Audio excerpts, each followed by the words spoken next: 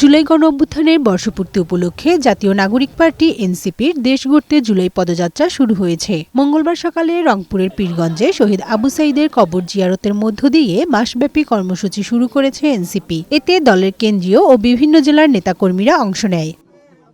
এ সময় এনসিপির কেন্দ্রীয় আহ্বায়ক নাহিদ ইসলাম বলেন, জুলাই আন্দোলন শুধু সরকার পতনের জন্য হয়নি, বিচার, সংস্কার এবং নতুন সংবিধানের দাবি ছিল। একটি নতুন বাংলাদেশ গড়তে হলে অবশ্যই বিচার, সংস্কার এবং গণপরিষদ নির্বাচনের মাধ্যমে নতুন সংবিধানের দিকে যেতে হবে। আমাদের যেই দাবি ছিল যে বিচার, সংস্কার এবং নতুন সংবিধান, সেই তিনটি দাবি আমি আজকে আবু সাঈদের কবর থেকে পুনর্ব্যক্ত করছি যে একটি নতুন বাংলাদেশ গড়তে হলে আমাদের অবশ্যই বিচার, সংস্কার এবং গণপরিষদ নির্বাচনের মাধ্যমে নতুন সংবিধানের দিকে যেতে হবে।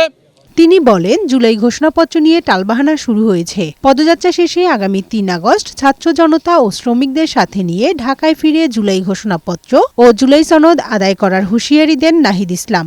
যে জুলাই ঘোষণাপত্র এবং জুলাই সনদ নিয়ে টালবাহানা শুরু হয়েছে, আমরা স্পষ্টভাবে হুঁশিয়ারি দিতে চাই, যদি আপনারা মনে করে থাকেন, যদি সরকার বা অন্য কেউ মনে করে থাকে যে এই যে হাজারো লক্ষ মানুষ যারা রাজপথে নেমে এসেছিল তারা ঘরে ফিরে গিয়েছে, তাহলে আপনারা ভুল ভাবছেন। দেশ গড়তে জুলাই পদযাত্রা শীর্ষক এই কর্মসূচি চলবে ৩০ জুলাই পর্যন্ত। কানিজ নুসরাত, বৈশাখী সংবাদ।